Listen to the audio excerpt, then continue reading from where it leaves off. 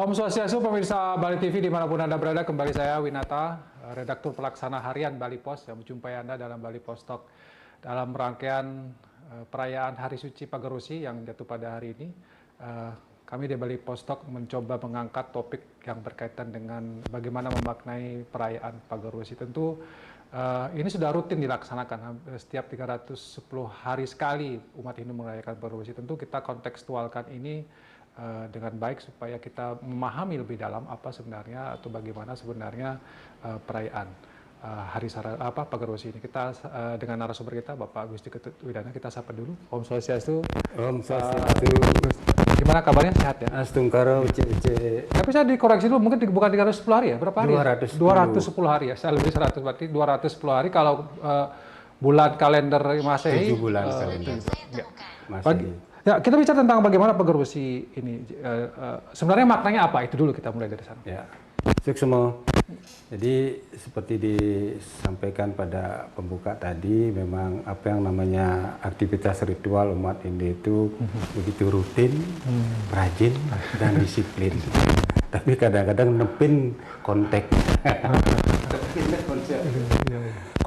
Jadi ketika kita bertanya tentang konsep, sejatinya di dalam Sundarigamo sudah disebutkan landasan teologi dan filosofinya, bahwa pada saat rerainan Pagarwesi itu pada Buddha Kliwon Kusinto adalah saat yoganya Sang Hyang Pramesti Guru. Itu manifestasi Ida Sang Widi sebagai guru alam semesta.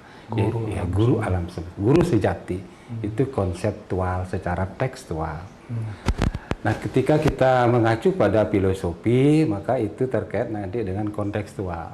Filosofi itu adalah bagaimana kita memaknai konsep Pagarwesi itu sebagai suatu momentum religius untuk peneguhan diri. Pagar itu kan pageh gitu. Istilah Balinya itu saatnya kita magehin awak, nekeang awak, memagari diri, membentengi diri dari segala macam gangguan, cobaan, godaan, dan sebagainya.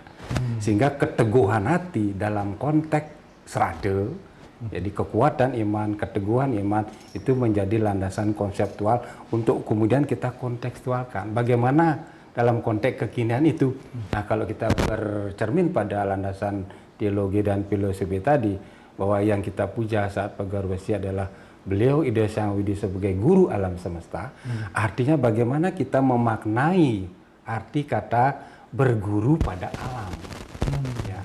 Banyak hal yang bisa kita dapatkan pelajaran dari alam itu sendiri.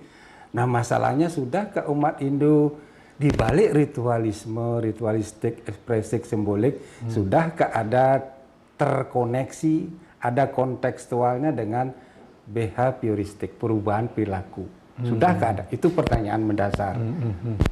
Itu dan juga yang menjadi pertanyaan mendasar yang kalau kita kontekstualkan saat ini, ketika ya kita bilanglah bulan Oktober ini terjadi bencana alam besar ya di Bali, bencana banjir dan tanah longsor yang luar biasa. Ini sangat menarik misalnya kalau dikontekstualkan dengan perayaan Pagarwesi. Ya. Berarti kita selama ini hanya sibuk berritual ya. Alam tidak dipastikan. Kalau dia mengatakan sebenarnya itu konsep kita berguru pada alam, kepada Ida Sang Hyang Widiwasa, Tuhan perwujudannya pada alam. Bagaimana kita harusnya menjaga alam gitu ya? Iya, kita berarti selama ini begitu. Gimana? Selama ini kita hanya sibuk berritual tanpa ada kita runut dulu ya, rangkaian Pagarwesi itu kan masih serangkaian dengan Wiyodolan Syang Aji Saraswati, Sabtu lalu. Ya, kemudian menuju ke Banyu Pinaru. Di Saraswati itu kita mendapat anugerah ilmu pengetahuan. Kita pelajari, kita dalami, kita selami. Di Banyu Pinaru itu kita sucikan pikiran kita dengan kebenaran-kebenaran ilmu pengetahuan, termasuk ilmu pengetahuan kerohanian. Kemudian ilmu yang kita dapatkan sekarang ditambah teknologi, kita amalkan di Somoriba hari ini, kita mendapatkan kesejahteraan. Ini dalam konteks peringatan di masyarakat tradisional Bali kan dikaitkan dengan pertanian. Ya, bahkan sering disebut juga hari pangannya ala Bali ini, Somoriba hari kesejahteraannya. Besoknya kita mendapat anugerah dari Sang Hyang Mahadewa berupa Raja Brana, Arte Brana, terutama yang terkait dengan harta kekayaan dalam bentuk perhiasan, emas, manik, berlian dan sebagainya. Nama harinya hari Sabuh Mas itu. Sabuh Mas. Setelah semua riba hari ini besok Sabuh Mas. Nah, terkait dengan pertanyaan tadi, jadi ilmu sudah kita dapat, sudah kita amalkan, lalu mendapat harta. Nah, saat ini di Pagar Besi itu kita teguhkan, kita kuatkan dengan berguru pada alam. Jadi alam sudah memberikan kita kesejahteraan. Nah, sekarang bagaimana umat Hindu itu bisa menjaga, merawat, melestarikan. Dikaitkan dengan terjadinya banjir bandang, air bah, ya musibah di mana-mana.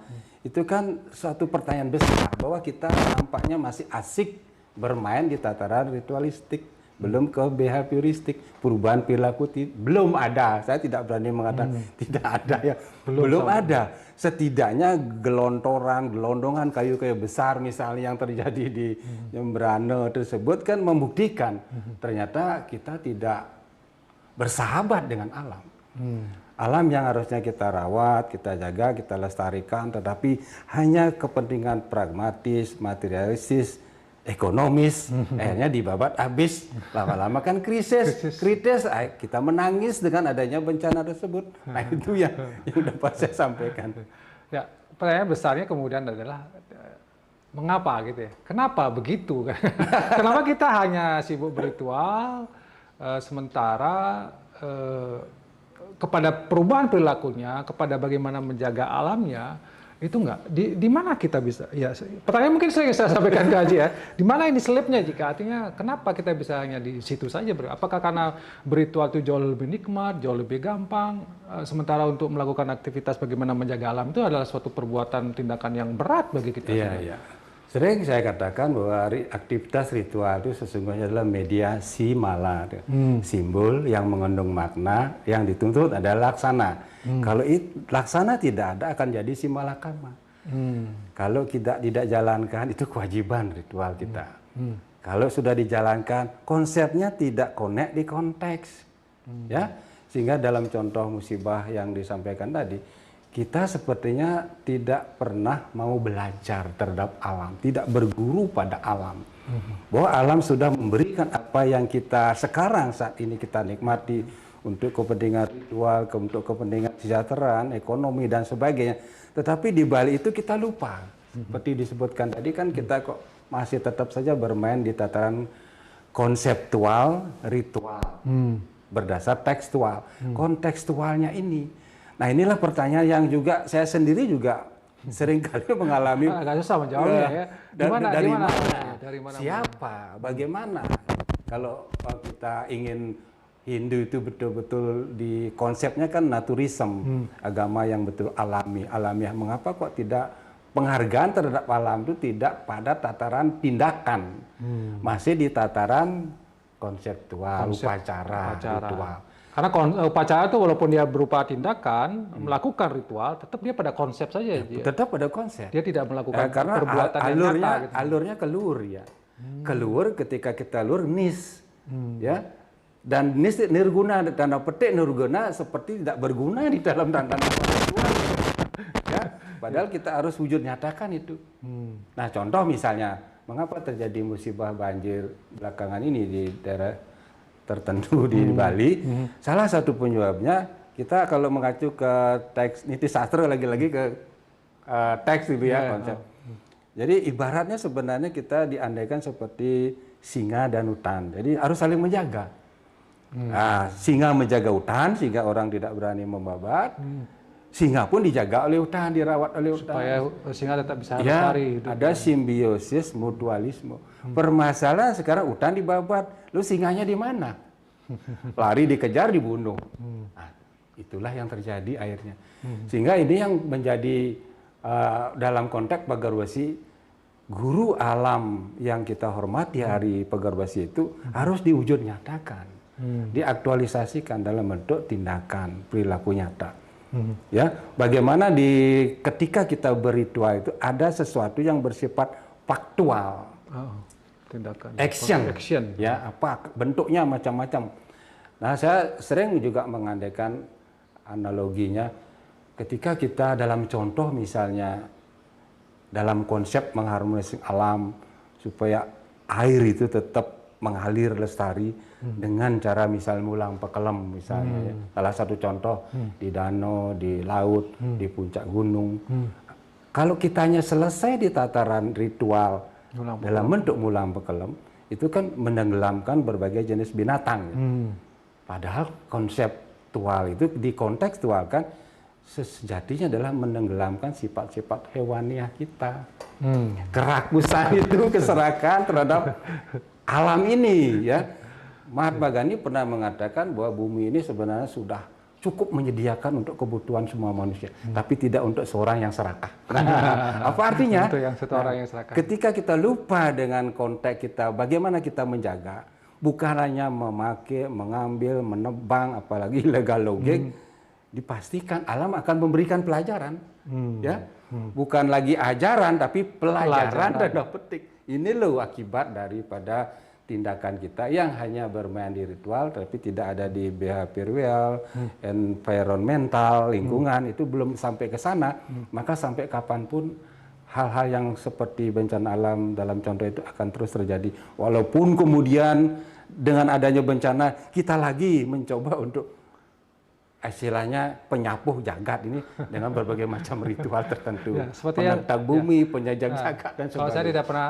salah dengar juga ketika bencana terjadi di Bali, banjir dan lain sebagainya, katanya mau ada ritual lagi. Nah, kan kita terus bersiklus itu, kita terus bermain di ritual, konseptual. Oke, sebenarnya tidak salah Haji ya, tidak salah mengadakan. Tidak salah, tapi itu untuk mengingatkan kembali kepada kita bahwa tadi bukan ajaran lagi yang diberikan oleh alam, tapi sudah pelajaran. Pelajaran. Yang ini harusnya sudah diwujud nyatakan bagaimana kita melakukan tindakan nyata untuk memperbaiki alam yang rusak gitu, atau mencegahnya jangan sampai rusak lagi kan itu ya intinya ya.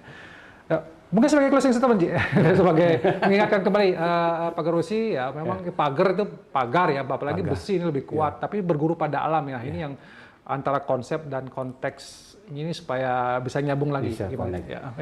Jadi intinya bahwa pagar besi itu adalah momentum ritual, tetapi sekaligus hendaknya dijadikan sebagai momen kebangkitan kesadaran umat Hindu terhadap pentingnya kita tidak hanya berguru pada alam, tapi juga meniru apa yang dilakukan alam dengan cara merawat bumi beserta segala isinya.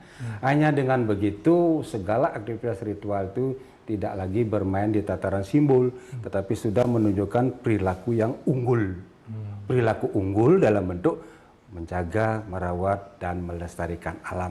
Itu yang belum dan wajib kita wujudkan saat ini di tengah peringatan Hari Suci Pagarosi. Saya kira itu. Terima kasih Haji Gusti Widana yang sudah memberikan, dan tulisan beliau juga cukup banyak di Bali Post, memberikan kita semacam pemaparan kembali konsep-konsep bagaimana ajaran-ajaran Hindu sebenarnya sangat kaya sekali, tapi persoalan kemudian adalah bagaimana Haji juga mengajak kita untuk mengimplementasikannya pada perbuatan, pada hal yang sifatnya nyata, untuk terutama bagaimana kita pada momentum Pagarosi ini merawat alam, menjaga alam supaya alam tidak kembali murka, memberikan pelajaran kepada kita. Mungkin masa yang akan datang kalau kita tidak melakukan yang terbaik, kita akan mendapatkan malapetaka yang lebih besar lagi.